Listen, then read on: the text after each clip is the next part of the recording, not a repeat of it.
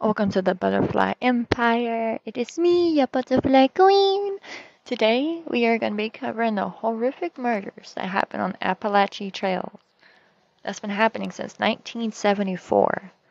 So come on, fly away and join us on this lovely journey of the murders. Okay. Well, I was having technical difficulties there for a minute, but I decided to go ahead and start before I get tired of doing this. Okay? Okay. So, what's happened here pretty much is I'm not going to say that this place is haunted, the trail, whatever, stretches around 5 or 7 or more different states, the trail. So, it's just a great place to get murdered, I'm guessing. That's a horrible thing to say, but you know, whatever. It started in 1974 and 2019, all the way through there. Not every year, but you know, in between years. Well, pretty much the first one that was murdered was Joel Polson. It was Low Gap Shelter in Georgia. This was the first recorded murder on the Appalachian Trail. Joel Polson was hiking with a woman named Margaret McFadden when they stopped to spend the night at Low Gap Shelter. Here, they ran into Fox, a young man who has also spent the night. His first name is Ralph Howard Fox, okay? We're just gonna throw that in there. Anyways, you know, they slept. They pretty much stayed the night, had a fantastic time, thought they were just gonna enjoy walking the trail. Well, the following morning, Fox shot Polson. Poor Joel. Stole his gear and kidnapped McFadden, who was 18 years old at the time. After a few days, Fox released McFadden, who reported the incident to the police. Pretty much the motive for all this was just for theft. Give me your crap or I won't hurt you. Well, anyways, in the end, Fox pled guilty and was sentenced to life in prison. Next one, Janice Balza.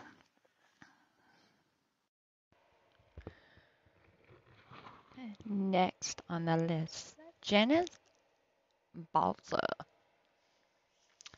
Janice Balza was sitting at a campfire at the Vanderbilt shelter when she was murdered with a hatchet by a former mental patient named Paul Bigley, who supposedly coveted her backpack.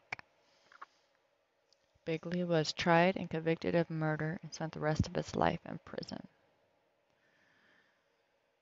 The Vanderbilt shelter is sometimes believed to be haunted by the Balza ghost. The motive for this murder? Mentally unstable.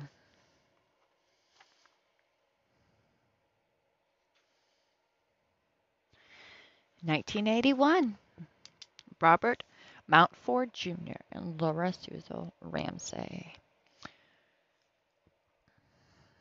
Oh, I meant to tell you that the other murder was in Tennessee at the shelter. Yeah.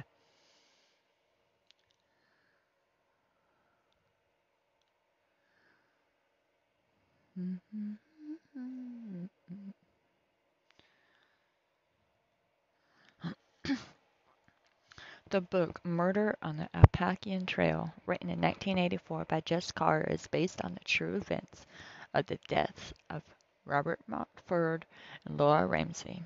The two were 27-year-old social workers hiking the Appalachian Trail to raise money for troubled adolescents in Maine. They were murdered by Randall Lee Smith while staying at the Wattapiti shelter. Their bodies were found days later with knife and gunshot wounds, buried under the dirt and brush in their sleeping bags. Smith, his name was Randall Lee Smith, This was Wadapiti Shelter in Virginia. Smith was charged with 2 counts of second-degree murder, served 15 years of the 30-year sentence before being released for good behavior on mandatory parole. Later, he attempted murder again in the same location. Imagine fudging that. Let a murderer out early. What do you think they're gonna do? Murder again. It's not the, oh, one and done. Nah, it's like a Pringles. You can't just have one. Not just one freaking potato chip. Not just one murder. Let's continue what we're good at. Okay. Moving on to 1988, Rebecca White. And this was located in Mixo State Forest, Pennsylvania. This was a hate crime, sadly. Her murderer, Stephen Roy Carr. Stephen Roy Carr shot Rebecca White and her partner Claudia Brenner in May 1988. White first ran into the car at the public restroom near their camp, where he asked her for a cigarette. The two women encountered Carr again later that day while they stopped to look at their map. That night, after they set up camp, Carr spied on the couple for some time before firing 8 rounds at the women, killing White and wounding Brenner. 10 days following the attack, Carr was arrested and sentenced to life without parole. Brenner went on to become a leading advocate for anti-gay violence. Ooh, that one had sort of a happy ending. I like that. That was nice.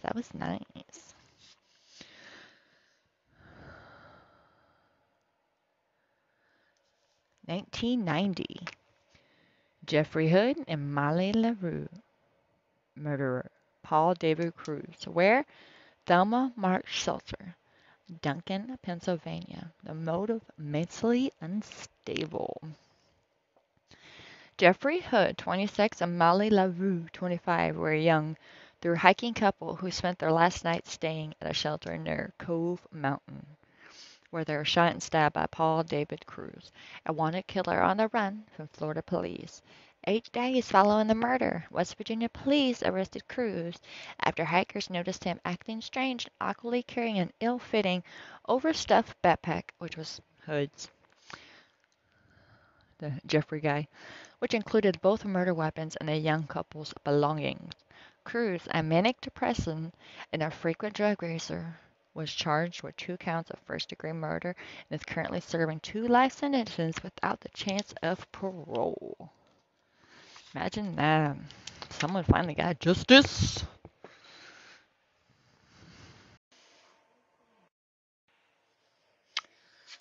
Next one. 1996, Julian Williams and Lolly Winans. This one's unsolved. They don't know who did it or why. It was located in Shenandoah National Park, Virginia. Motive unknown. Though not technically at the Appalachian Trail.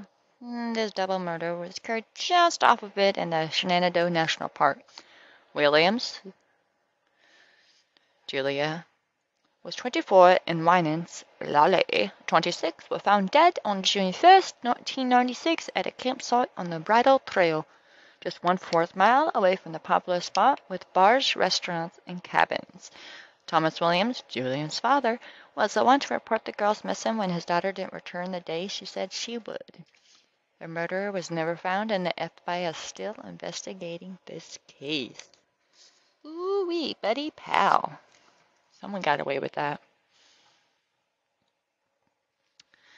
Now we're jumping into 2000s, 2001 to be exactly. Louis Caput. Murder unsolved. Where? Lost Pond Trail, New Hampshire. Motive unsolved. At 52, Louis Caput drove the Quebec to Pickens Grant, where she stayed at a lodge at the Appalachian Mountain Club Visitor Center for the weekend. In search of a short day hike, Caput set off to hike the Lost Pond Trail, which trailhead was just across the street. Caput was never heard from again, and on the following Monday, her family and friends filed a missing persons report with local police. Her body was found on Thanksgiving Day with multiple stab wounds. The motive for her murder is unknown, and her killer is at large. Ooh. Pork kaput.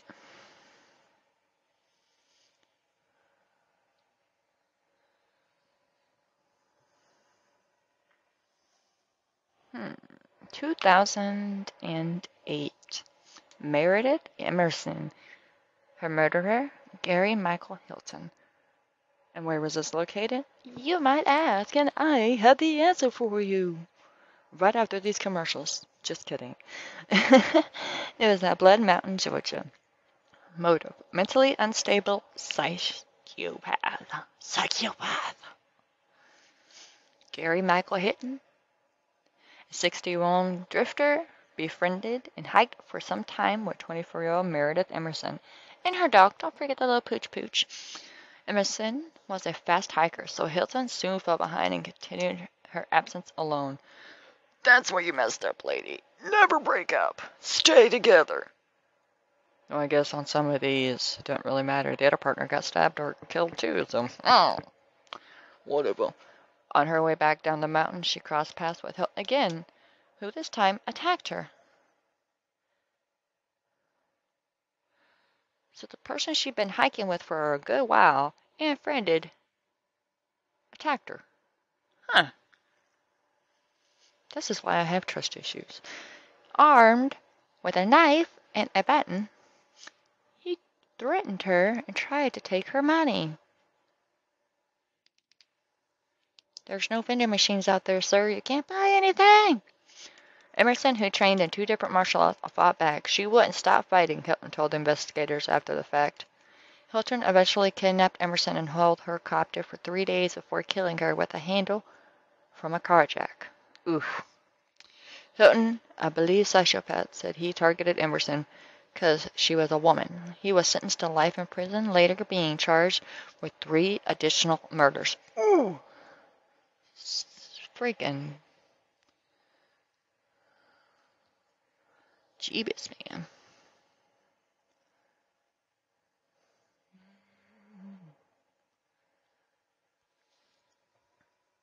Okay. This one also happened in 2008. So, people that were murdered were Scott Johnston and Sean Farmer. Assailant, Randall Smith. Location, Wadapiti shelter. Motive, nobody knows. While camping near the Wadapiti shelter, fisherman Scott Johnson and Sean Farmer met Randall Smith, who said his name was Ricky Williams, and invited him to join them for dinner. One of the people on here last name was Williams. Weird. Little did they know, they were dining with a man who had killed Robert Mountford Jr. and Susan Ramsey in the same area in 1981. That's why it sounded familiar. Knew it! I knew it! Sounded familiar. The 3 shared dinner and conversed for hours. As the night stretched on, Smith hung around, and even though he mentioned his camp was over an hour away, at 8:30 p.m. Smith finally said he was leaving. A moment later, he began firing shots at the 2 men. Miraculously, both men were injured but escaped together and survived. Smith has since died in prison.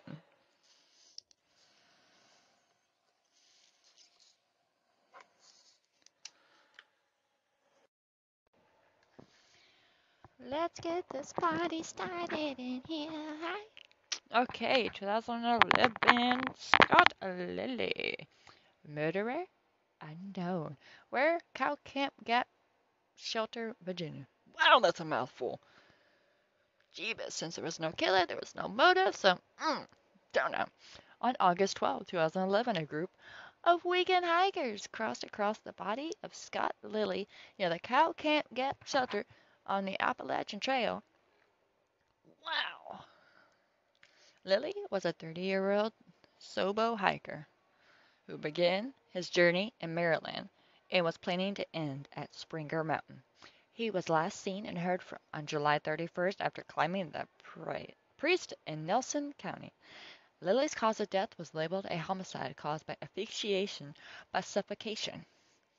Suffocation, no breathing, don't give up. Okay, let me stop. His belongings were missing.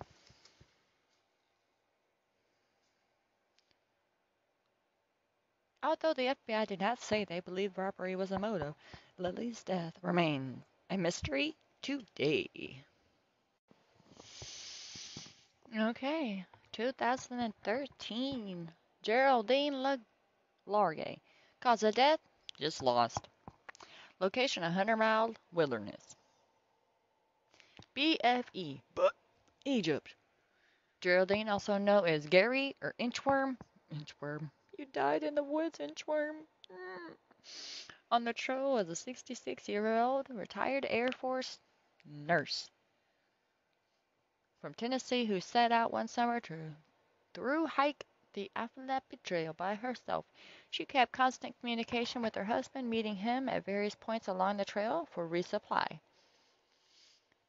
Hi, honey, how you doing? Oh, nope, just brought you some food. One morning, she ventured off the trail in the 100-mile wilderness area for a pit stop and lost her way back. She tried to text her husband many times, but the text wouldn't send because no call service. After her husband didn't answer from her, he called the police who began a search. Largay survived for 23 days on her own before she passed of exposure and starvation. Her body was found 3 miles from where she was last seen. Oh, Jeebus. How old was she? Did it say? 66, man. Mm. And she was already pretty skinny, what I'm looking at here, so. That's crazy. Mm-mm-mm. And the last one. 2019. Ronald Sanchez Jr. Murderer, James Lewis Jordan. Location, Wyatt County, Virginia. Motive, nobody knows. It's still an ongoing investigation, so. 43-year-old Ronald Sanchez spent 16 years in the Army and served 3 tours in Iraq. Thank you for your service. After returning to the States, he embraced his love for nature and took on the Appalachian Trail. He began his trek early in season, figuring he averaged a slower pace than most due to knee and shoulder injuries. By May 10th, he made it to the southern Virginia, where he camped alongside 3 other hikers in Wyeth County. On the morning of May 11th, the group encountered 30-year-old James Lewis Jordan, nicknamed Savoy, from Yarmouth, Mass.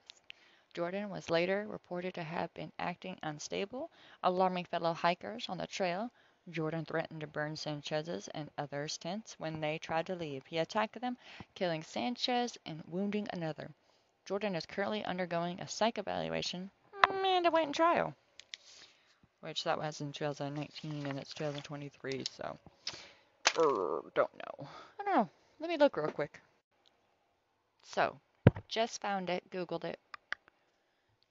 Ronald Sanchez Diaz was fatally stabbed on May 10, 2001 while on the trail, blah, blah, blah. 32-year-old man accused of fatally stabbing an Army veteran hiking the Appalachian Trail in May 2019 had been found not guilty for a reason of insanity, People confirms. So far, there's been 13 murders. La-di-da.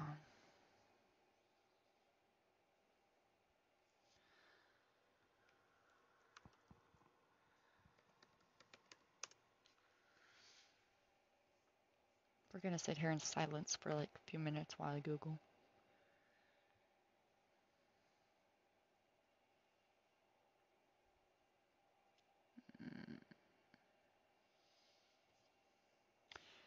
So far, that is all I'm reading.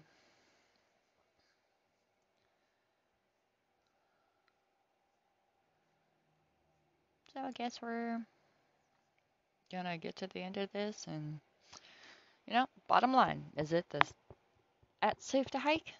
At least. The Appalachian Trail is a relatively safe place, but is not immune from crime or insulting against the problem of larger society. It is estimated more than 3 million hikers visit the trail annually. In the trail's history, 11 hikers have been murder victims. Hikers are advised to plan ahead and prepare for their journey, be self-reliant, and use situation awareness with a backup plan in case they encounter the unexpected. In an emergency or when encounter threatening behaviors, hikers are advised to call 911 immediately. Hikers can report suspicious behavior and criminal activity.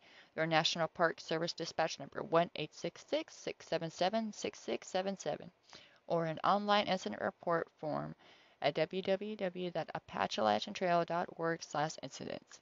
If you see something, say something.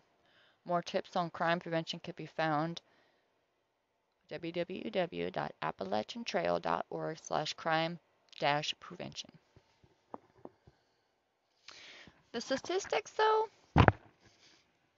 the controversy estimates that around 3 million people hike the portion of the trail each year. On average, there has been one murder for every 4 years since 1974. This means there is currently less than a 0.00003% chance of being murdered on the Appalachian Trail. To put this number in more perspective, Chicago has close to 2.6 million people, and there have been over 900 homicides in 2020 alone. In theory, this means you're 10 times more likely to be murdered in Chicago than on the Appalachian Trail. But to date, there have been no reported homicides on either the CDT or PCT.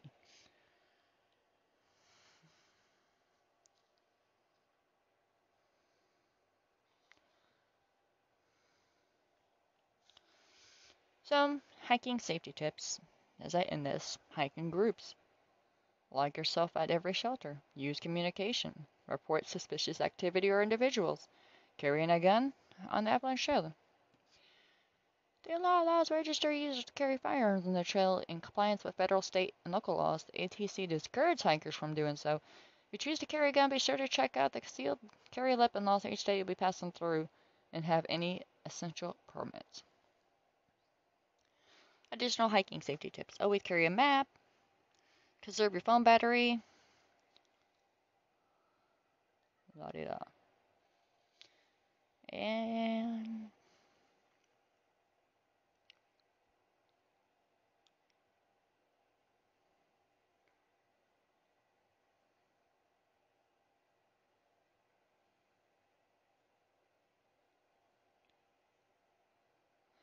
okay, that is all. I'm signing off. I have done my duty.